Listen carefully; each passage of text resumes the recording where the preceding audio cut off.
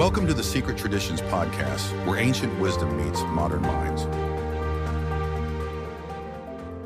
Welcome back to Secret Traditions. Yeah. Glad to have you with us as we keep going with our deep dive into Jung's 7 Sermons to the Dead. We've already made it through the first 2 sermons. Yeah. And I think it's safe to say they've given us some pretty wild ideas to think about. Yeah. But now we're really getting to the heart of it all. Okay. Sermons 3, 4, and 5. All right. And to help us unpack these ideas, I'm joined once again by our expert guide. Always happy to be here. These middle sermons, they're really interesting, you know? Yeah. It's where Jung kind of shifts gears a bit. Okay. We move from this, vastness of the cosmos into the nitty-gritty of being human. I like it. And that includes some stuff you might not expect to hear in a spiritual text, like sexuality, community, the whole dance between light and darkness. It gets pretty deep. Okay. Well, I am ready to dive in. Are you? Absolutely. Let's do it. Okay. So, Sermon 3. Jung just drops this bomb on us, this concept of abraxas. Oh, And abraxas, it's not your everyday God, is it? no, not at all. Jung describes it as this force that's both good and evil at the same time. Creation and destruction all wrapped up in one. It's kind of a mind bender, isn't it? Oh, it totally is. And I think that was Jung's whole point. You think so? He wanted to shake things up, you know? Break us out of that comfortable black and white thinking. You mean like the whole good versus evil thing? Exactly. That kind of binary thinking that so many religions and philosophies are built on. Okay, yeah. Abraxas throws all that out the window. It pushes us to see a much bigger picture. So instead of those need categories, it's more like... It's more about this holistic view of the universe, you know? Where those opposites, those things we see as totally separate, they're actually intertwined. It's almost like those tough decisions in life, Yeah. where you realize both options have good and bad sides to them. I see what you mean. It's not clear cut. Right. Like there's no pure good or bad, just this messy mix of everything. Is that what Jung was getting at with this whole abraxas idea? I think he was definitely onto something there. He wanted us to get comfortable with the paradox, you know? To see that sometimes the way we like to categorize things Right. doesn't really reflect how complicated life actually is. And remember, he was writing this over 100 years ago. Exactly. That's what blows my mind. This idea was radical back then. Yeah. And honestly, it still kind of freaks people out today. I could see that. It makes you question everything you thought you knew about good and bad. It does. Okay, so if we want to understand Jung's idea of wholeness, Yeah. we have to wrap our heads around this whole paradox thing. But how does abraxas fit into the rest of what Jung was saying? Well, if you remember from the first 2 sermons, Jung talks about the pleroma. Right. It's like this ultimate reality, this boundless realm where everything exists as pure potential. Okay, so abraxas, it's kind of like... Think of it as the dynamic force that brings all that potential into being. It's the energy that brings opposites together. It creates tension, but that tension is what drives the whole universe. So it's not just about saying, oh, good and evil exist. It's about seeing them as 2 sides of the same coin.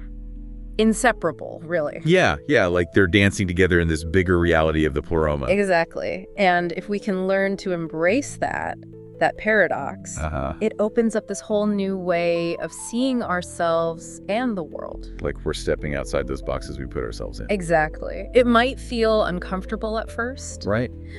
But there's so much freedom in letting go of those rigid categories. It's like seeing the bigger picture, even if it is kind of messy. Exactly. Okay, so we've got this mind-bending concept of abraxas. Yeah. And then Jung just keeps going. In Sermon 4, he throws another curveball at us. What's that? Starts talking about all these gods and demons. It feels so different from typical religions where there's just one god. Yeah, it's definitely a shift. But this is where we really start to see how Jung viewed the human psyche. Okay. He saw the unconscious mind as this massive, unexplored territory. Right. Just filled with all these different energies and patterns. He called them archetypes. So these gods and demons he's talking about. They're not like literal beings up in the clouds or down in hell. No. They're more like symbols, you know? Okay. Representations of these universal patterns and images. So we see them in myths and dreams. Exactly. And even in our everyday lives. So these are like forces within us. Think of them as psychological forces, those primal urges, those instinctive drives. The stuff that really shapes how we think and feel and act. Yeah, exactly. Jung believed that if we understand these archetypes, these forces within us, It helps us to understand ourselves better. So instead of some external being, Right. it's actually something that's happening inside us all along. Precisely. We just got to learn to recognize them, and then we can start to work with them. Okay, so which of these god demons should we be paying attention to? Well, in Sermon 4, Jung highlights a couple that I think are especially relevant. Okay. He talks about the flaming one, which represents Eros. Eros, like passionate love. Exactly. That fiery energy, that desire for connection. It can be creative, but also destructive. Oh, wow. And then there's the flourishing one that symbolizes the tree of life. The tree of life, that's about. Growth, development, the potential we all have within us. So the flaming one is like the spark, Yeah, the spark. and the flourishing one is what helps us grow. Provides the nourishment, the support. It's fascinating how these two seemingly opposite forces, they actually work together. They do. And it makes you think, right? How do we experience these archetypal energies in our own lives? Well, that's a good question. Have you ever felt that pull of the flaming one? That intense drive? Or the flourishing one, that Yeah. steady energy that helps you get through tough times. Yeah. It's amazing when you start to see these forces at work in your own life. It's like we're on this big adventure exploring our inner world. Exactly. And discovering all these powerful forces that are shaping who we are. But there's still so much more to unpack, right? Oh, absolutely. This is just the beginning. So, on to Sermon 5, where Jung does something really unexpected. What's that? He starts talking about spirituality and sexuality. Yeah, that one tends to raise some eyebrows. I bet. It feels like such a taboo topic, especially in the spiritual context. He was definitely controversial back then. But Jung, he just saw things differently, didn't he? He did. He understood that we can't just compartmentalize our lives.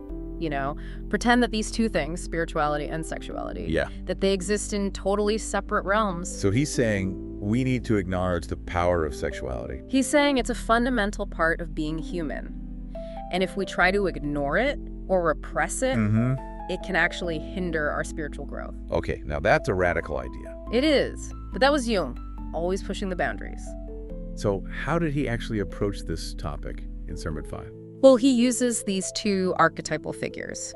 The Mater Celestis, which is the celestial mother, Okay. and then the Phalos, or the earthly father. Wow. So the Mater Celestis, she represents. That spiritual longing, you know, that yearning for connection to something bigger than ourselves. And the Phalos. That's the grounding force of sexuality. Okay, so we've got these two powerful images, but They're more than just images, they're symbols. And Jung was a master of using symbols to get his point across. what was he trying to say then with these particular symbols? He was trying to show us that spirituality and sexuality, they're intertwined. You can't have one without the other. I never thought of it that way. And if we try to separate them, if we deny one or the other, Mm-hmm. we can't truly become whole. It's making me think, how do Jung's ideas about spirituality and sexuality challenge everything we've been taught? Yeah, it really makes you think. And how do we start to apply these concepts to our own lives in a way that feels real and empowering? That's a big question. And honestly, I think it's a conversation for another time. You're probably right. We've covered so much already today. We have. But before we wrap up this first part of our deep dive, Yeah. I want to leave our listeners with something to ponder. Jung said that to become who we're meant to be, Yeah. we need to embrace the paradox of abraxas, understand those archetypal forces within us, and find a way to integrate our spirituality and sexuality. It's a journey. But what does that journey actually look like? How do we even begin to explore these ideas in a way that feels real and personal? Good questions. That's what I'll be thinking about as we move into Sermons 4 and 5. We'll be back after a short break to continue our exploration. Stay tuned. It's a journey that takes a lot of courage, you know? Honesty, too. Right. And a willingness to really look at those parts of ourselves we'd rather keep hidden. Oh, yeah. Those shadowy bits. Exactly. But Jung, he believed that to become whole, truly whole, we got to integrate all of it. The good, the bad, the light, and the shadow. It's like sometimes you feel this tension inside yourself, right? Yeah, totally. Like you're being pulled in two different directions. Maybe it's wanting security, but also craving adventure. Yes. Or that urge to fit in, but also that longing to be totally yourself. Exactly. And those tensions, those are actually opportunities. Real. Jung would say they're like invitations to explore those deeper parts of ourselves and figure out how to bring them all together. So it's not about getting rid of those contradictory parts of us. It's about recognizing that they're all part of the whole. The good, the bad, the messy, the beautiful. Yeah. And by embracing all of it, Uh-huh. that's how we move towards individuation. Towards becoming who we're really meant to be. Exactly. Our most authentic selves. Okay, so before we move on, there's one more thing from Sermon 5 I wanted to touch on. Oh, yeah. What's that? Jung talks about this tension between community and solitude. Interesting. It's like he's saying, we need both, right? Connection with others, but also time alone. That's such an important point. It's something a lot of us struggle with. Yeah, especially today, right? Totally. We're constantly bombarded with information and demands on our time. Always connected. Exactly. But Jung saw both community and solitude as essential for, psychological well-being. In what way? Well, community gives us that sense of belonging, right? We feel supported, connected to something bigger than ourselves. Right. But solitude, that's where we really connect with our inner selves. So it's not about choosing one or the other. It's about finding that balance, that sweet spot where we can engage with the world, but also retreat into ourselves when we need to recharge. Sometimes you need that warmth and support of other people. Yeah. And sometimes you just need to be alone with your thoughts. Exactly. It's about honoring both of those needs. Have you ever felt pressured to be more social? Even when you just wanted to be alone? Oh, all the time. Or the opposite, wanting to be alone when everyone expects you to be outgoing? Oh, yeah, for sure. It's like a dance, A dance? Yeah, like this constant back and forth between the outer world and our inner world. I like that.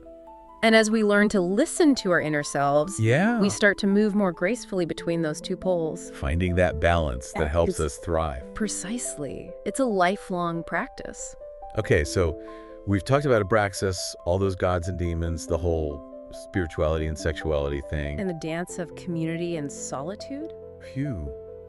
It feels like a lot. But why should we care about all these ideas? How does it affect us in our everyday lives? That's the big question, isn't it? But I think Jung's ideas have this amazing power to transform us. Really? If we really engage with them, grapple with them, Yeah. we start to see the world differently. And ourselves, too. It's like we're going deeper. Deeper. Peeling back the layers of our own psyches. Exactly. And uncovering all this amazing potential. It's a journey of self-discovery. It is. It can be scary sometimes, but it's also incredibly exciting. And remember, this is just the first 3 sermons. There's still 4 more to go. Jung's 7 sermons are like this treasure map, A treasure map. leading us towards a deeper understanding of ourselves and the universe. Okay, well, we're back and ready to tackle the final 2 sermons. All right, let's do it. We've already talked about Abraxas, the whole multitude of gods and demons thing, that interplay of spirituality and sexuality. It's been a wild ride so far. It has. But Jung's 7 sermons, they're like those Russian nesting dolls, Oh, I love that. There's always another layer to uncover. You're so right. We could spend hours unpacking each of these sermons. Seriously. But for now, let's see what Jung has to say about the human experience in these last 2. Sounds good to me. All right. So, Sermon 6. This one gets a little intense, Oh yeah, how so? Jung introduces these figures, the serpent and the white bird, Okay. and things get pretty symbolic. I'm intrigued. Break it down for us. What do these figures represent? Well, the serpent, it's often connected to those primal instincts, Yeah. the unconscious drives and desires. We try to hide. Yeah, exactly. Jung calls it the thought desire. It's not desire. It's that part of us that just wants gratification. It's drawn to the material world, Pleasure, experiences. Exactly, Yeah. that instinctual drive. And it's not necessarily a bad thing, but it's powerful. Right. And it needs to be understood. Jung thought that if we repress it, try to deny it, it can actually lead to problems like unhealthy behaviors or even psychological issues. So it's better to acknowledge it. Yeah, to work with it consciously. That way we can actually harness its energy in a positive way. Okay, that makes sense. And what about the white bird? What does that symbolize? The white bird is a symbol of the higher self. Okay. Or spiritual aspirations, that connection to something greater than ourselves. Jung calls it desire thought. So it's that part of us that seeks meaning and purpose. Exactly, that yearning for transcendence, for connection to the divine. So it's like the serpent is pulling us down towards the earthly realm, Yeah, and the white bird is pulling us up towards the heavens. that's a great way to visualize it. And we all have both of these forces within us. It's about finding the balance between them. It's Exactly. like that saying, we're not human beings having a spiritual experience. We're spiritual beings having a human experience. I love that quote, and I think Jung would totally agree. He believed that the human psyche is inherently spiritual. So we're all on this journey to connect with that divine spark within us. We are. But it's not always easy. Because we have to face those shadow parts of ourselves. Embrace our wholeness, both the light and the dark, the serpent and the white bird. Right, it's about finding a way for them to work together, not against each other. Exactly. It's through that integration that we can move towards individuation, towards becoming who we're truly meant to be. Okay, so we've got one sermon left, Sermon 7. This is where Jung talks about the human being as a portal, a bridge between the outer and inner worlds. That's a powerful image. It is, but I'm not sure I totally get it. Can you explain? Sure. Jung is saying that humans, we have this unique position in the cosmos. Okay. We stand between the material world and the spiritual realm, between the conscious and the unconscious. We're like messengers going back and forth between these different realms. Exactly. And according to Jung, the process of individuation, of becoming whole, it involves moving through that portal, exploring both worlds and bringing back what we learn. So it's about expanding our understanding of ourselves and the universe. Yes. We venture out into the unknown, gather wisdom and insights, and then bring those back to enrich our lives. It's like we're explorers mapping uncharted territory, both inside and outside of ourselves. I love that analogy. And in the sermon, Jung talks about the importance of connecting with our own God. Our own God. It's that divine spark within each of us.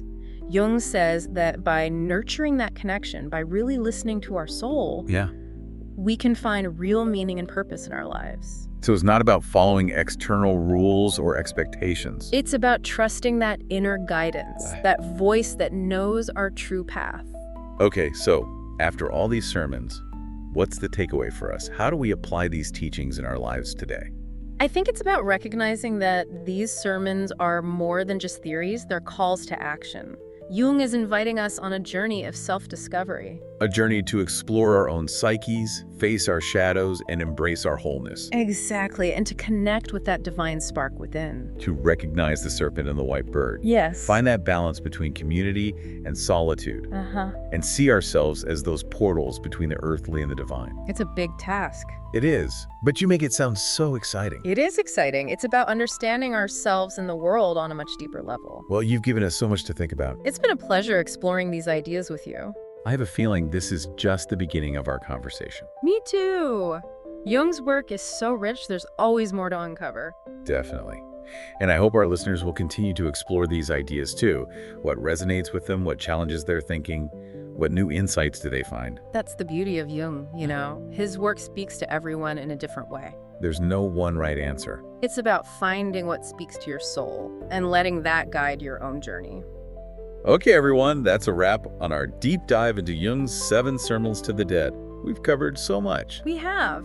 From Abraxas to the serpent and the white bird and everything in between. I hope you found it as fascinating as we have. It's been a real pleasure, and I hope our listeners will continue exploring these ideas and see how they resonate in their own lives. Absolutely. Remember, Jung's work is all about becoming more conscious, more aware, more whole. It's a lifelong journey. It is. But the rewards are huge. So keep exploring, keep questioning, and keep diving deep into the mysteries of your own psyche. You never know what treasures you might find. Exactly. Thanks for joining us on Secret Traditions. Until next time, keep seeking, keep wondering, and keep those inner flames burning bright.